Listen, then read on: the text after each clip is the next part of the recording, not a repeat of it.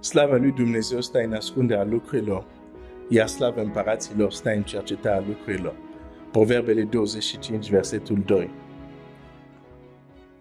Cum trecem de la un nivel la altul? Cum trecem de la casă, dintr-o casă care are o anumită slavă, la o casă care are o slavă mai mare?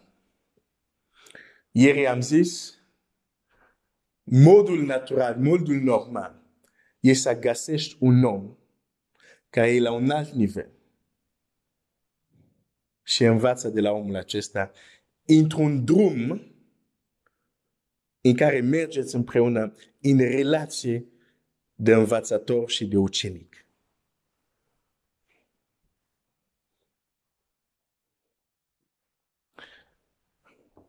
Dacă nu poți te consideri prea mare, nu poți să te pui în acea poziție, există lucruri care nu poți să le primești. De la cel care te duci să înveți.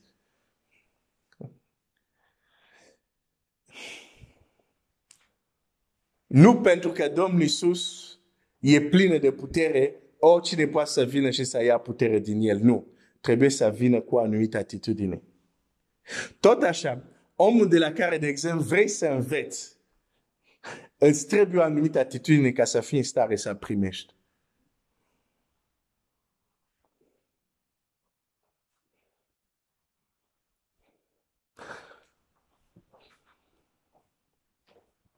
Am zis că astăzi o să împărtășesc o mărturie personală.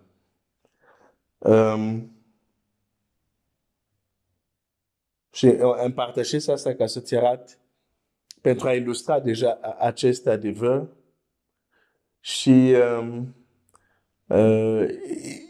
în același timp să încerc să fiu mai concret când zic găsești cineva, mergi un drum cu persoana respectivă într-o relație de ucenicie. Că și cuvântul ăsta ucenicie înseamnă 10 lucruri pentru 10 creștini, în funcție de unde este și ce a înțeles el ce înseamnă ucenicie. După ce Dumnezeu m-a mântuit,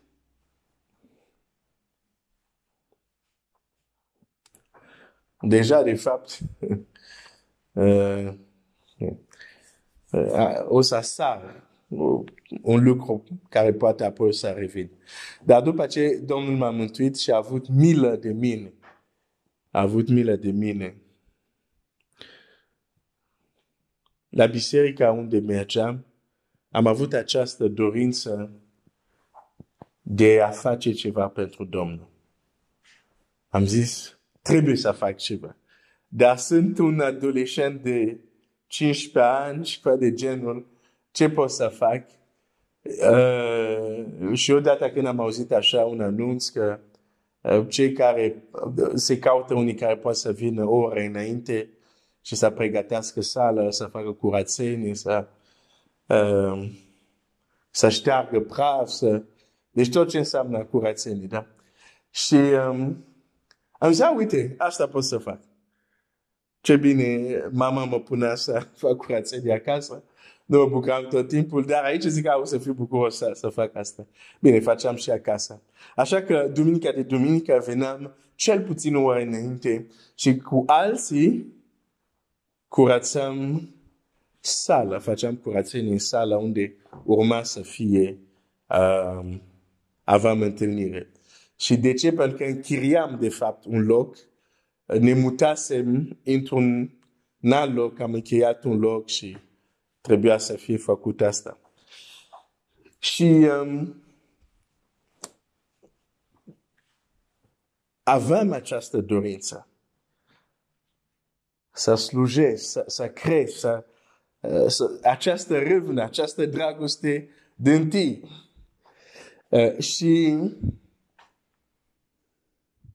Și mă rugam,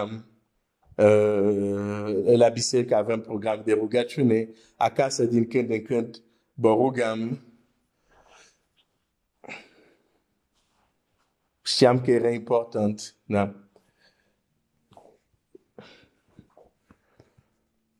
Dar, deși Eram dedicat 100%. Orice întâlnire venea. Și nu cred că erau mulți din vârsta mea care participau la întâlnirile respective. Dar eram așa motivat, dedicat. Ce mi se spunea, făceam.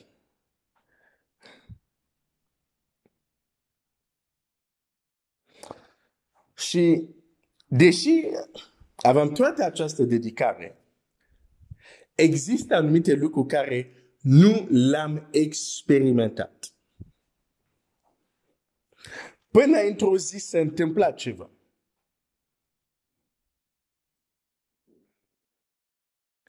Până într-o zi am întâlnit pe cineva. Până într-o zi am intrat într-o relație de învățător-ucenic cu cineva care era la alt nivel. Cu totul alt nivel. Și mi-era foarte clar. Până nu m-am întâlnit cu el, până nu am mers un drum cu el, și o să-ți spun cum am mers un drum cu el, acele lucruri nu mi s-au întâmplat. Ce vreau să spun? Ok, o să spun. Deși pentru unii o să fie un pic ciudat, dar o să spun. Îți spun ce am experimentat, ok? Deci, de exemplu, auzeam oameni care, de exemplu, ziceau, am văzut, adică vorbeau de viziuni. Și mi se pare tare ciudat. Zic, cum poți să vezi? Bine, nu spuneam cu voce tare. Dar eram mic, dar mi se pare, cum adică a văzut? Cum? Eram toți aici, cântam, cum adică a văzut? Da? Pic sceptic eram. Okay? Dar în același timp citind Scriptura, zic, uite, și în Scriptura au fost oameni care au văzut. Mă refer la viziuni sau la vedere.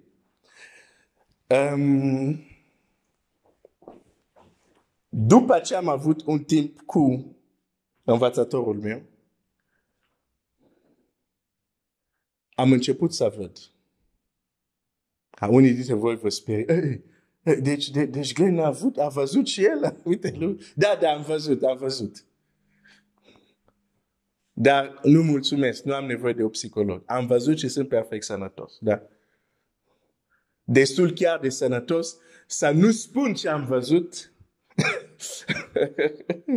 ca unii să nu mă taxeze de nu știu ce. Dar am început să experimentez ceea ce mi se pare, adică cum să văd. Și am început să văd. Și unii, de exemplu, sunteți curios, dar efectiv a început să se manifeste așa ca în chestii mici. Nu am văzut cei, să zic, 4 cavalieri din Apocalipsa. Nu. Dar am văzut anumite lucruri din care avea relație cu experiența mea, cu viața mea și care s-au confirmat.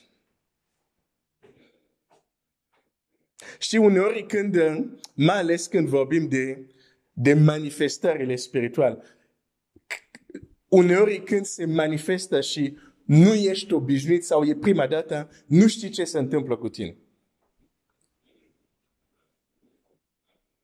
Apoi, când se confirmă anumite lucruri, realizezi de fapt ce se întâmplă. De exemplu, hai să zic așa totuși puțin, într-o duminică aveam, deci eram duminică la biserică, eram în timpul de laudă, cântăm și la un moment dat când îmi place să am și când mă rog să închid ochii, pur și simplu ca să mă concentrez mai bine la ceea ce cânt și să mă gândesc la Dumnezeu. Și în acel timp unde eu vreau doar să-L cânt pe Dumnezeu, în ecranul minții mele, văd un om care predică. A stat așa o clipă și apoi s-a dus. Și eu zic, dar ce e asta? Da? Ok.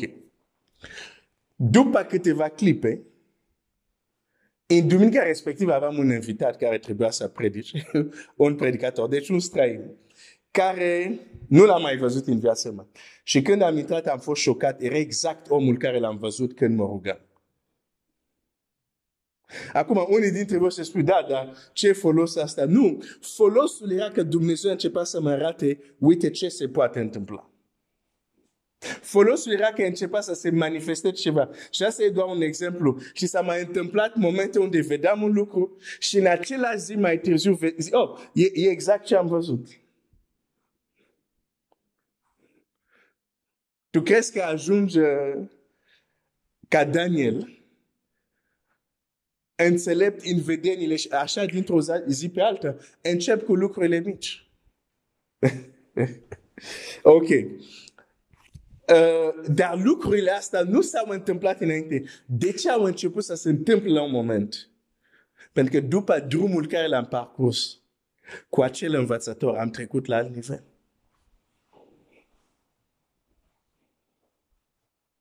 Acum, să nu mă înțelegi greșit. Nu zic că toți, dacă treci la alt nivel, trebuie să ai vedeni. Nu asta am zis. Avem daruri diferite.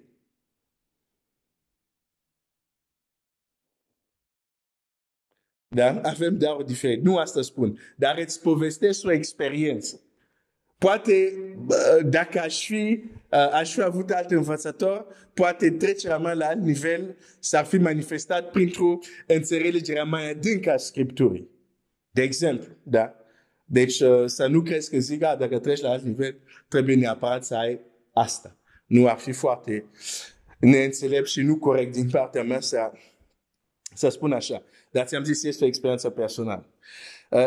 Cum s-a întâmplat această, cum a mers acel drum cu învățătorul? Pentru că îți prezint principiul și apoi acum ți arăt cum s-a întâmplat efectiv. Într-o zi, când ștergeam praf,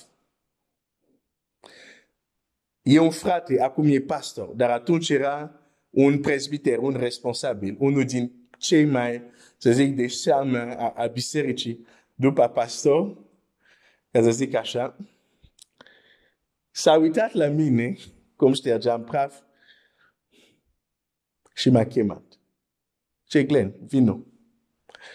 Și mi-a zis, hai să te rogi cu noi. El și cu câțiva alți, înainte să înceapă,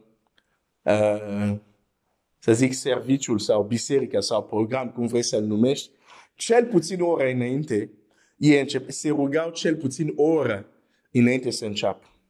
Deci veneau mai devreme, erau într-un col și se rugau acolo. Și el îmi zice, vino. Și am început să mă rog cu ei. Deși la început mergeam acolo pentru curățenie. Când Samuel i-a dus la templu, nu i-a dus când e mic, nu i-a dus la templu ca să aibă vedenii, ca să audă cuvântul lui Dumnezeu. Nu, i-a dus la templu să facă curățenie. Când Elisei devine ucenicul lui Elie, știi cu ce a început? Hai să citesc un text. Hai să citesc un text, să vezi.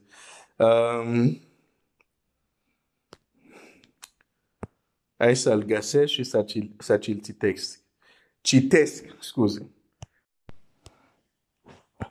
E această împrejurare în Scriptură unde Elisei e cautat. Dar aș vrea să vezi cum este prezentat Elisei. După ce Elie a plecat, după ce Elisei devine proroc în locul lui, aș vrea să vezi cum este prezentat Elisei. Pentru că uneori avem impresia că oameni cum sunt Elisei, oameni cum sunt Samuel, cum s-au dus la templu, au început meditau tainele, au început se rugau 18 ore pe zi și avem impresia asta, adică știi cum este numit Elisei? Hai să citesc. 2 Împărați 3, versetul 1. Dar Iosafat a zis, Nu este aici niciun proroc al Domnului prin care să putem întreba pe Domnul. Unul din slujitori împăratului lui Israel a răspuns, este aici Elisei, fiul lui Șafat, care turna apa pe mâinile lui Elie. Deci Elie mânca. Și trebuia să se spale pe mâini. Nu, stai acolo. Se aduc apa. Versa apa pe mâinile tale. Samuel i-a dus la templu. Facea curat. Când zic facea curat, se ocupa de lucruri concrete, practice. Nu a început cu nu știu ce taine. A început să slujească cu lucruri care când te uiți, pe asta nu e spiritual să ștergi praful. Ba da, și asta e spiritual.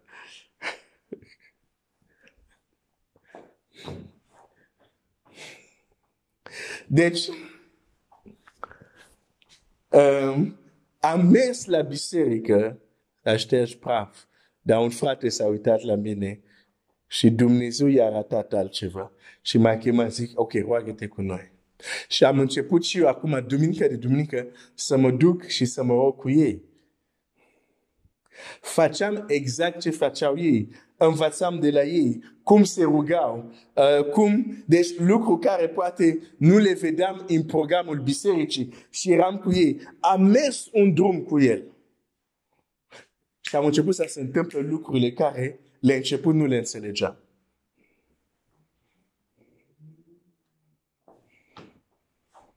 Pentru că trecuseră. Și Samuel, în noaptea când a auzit cuvântul Domnului, a trecuseră la alt nivel. Pentru că poți să te întrebi de ce atunci? De mult era dus la templu. De ce tocmai atunci? Și zic că a trecut la alt nivel pentru că în noaptea aceea Biblia spune clar, era culcat unde era chivotul. Și îți garantez nu s-a dus acolo să doarmă. Chiar dacă poate după se întâmpla să doarmă, nu s-a dus acolo ca să doarmă. Hai să zicem că s-a dus acolo pentru a se închina. Trecuse la alt nivel. Deci, am vrut să-ți dau acest mic exemplu. De ce? Pentru că în exemplul meu, cum să-ți spun, nu m-am dus la el sau nu s-a dus el la mine, adică și a zis, ok, bun, vrei să mergi în drum cu mine, o să treci la alt nivel. Nu a fost așa. Dar s-a întâmplat în mod natural. Pentru că asta e. De asta numesc asta modul natural de a trece la alt nivel. Găsește o persoană care este la alt nivel. Mergi în drum cu ea. Ok, tu o să-mi fi dar el e cel care te-a chemat. Într-adevăr. Dar dacă m-aș fi dus eu la el, nu cred că m-ar fi respins. Atunci, dacă ești chemat, foarte bine. Dacă nu este interzis să te duci tu. Să zici, frate, vreau să învăț să mă rog cum te rogi. Sora, vreau să am această rifnă care o aveți. Dacă e soră, trebuie să fim înțelept. Nu să te... în fine, nu mă duc acolo. Vreau să am râvnă.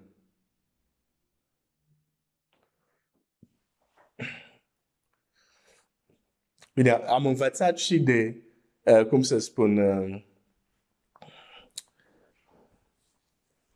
cum să zic, am fost zidit și încurajat și de râvnă unor surori. Deci nu zic că nu se poate întâmpla acel lucru. În fine, deci,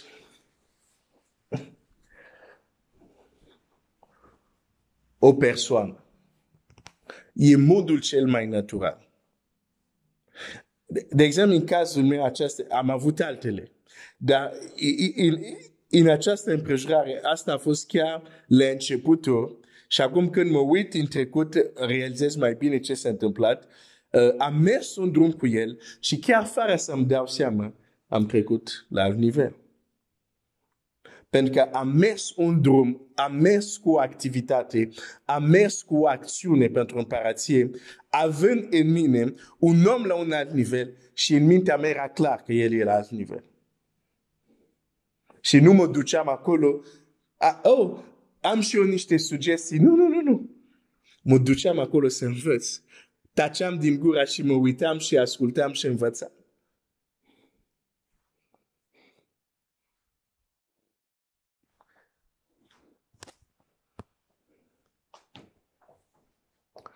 O să mă opresc aici. Dumnezeu să te binecuvânteze. Deci vezi că nu e chiar așa de ieșit din comun. Știi când zic, găsește o persoană, mergi în drum cu el, poate sună așa, ce complicat. Nu e complicat. Dar important este atitudinea inimii. Trebuie să știi cine binecuvântează pe cine. Cine învață de la... Trebuie să fie clar pentru tine. Și trebuie să ai poziția ta. Știi? Noi... ok, asta o să vedem mâine, ca să nu fiu prea lung. Deja e un bonus de 6 minute. Hai să mă opresc aici. Dumnezeu să te binecuvânteze.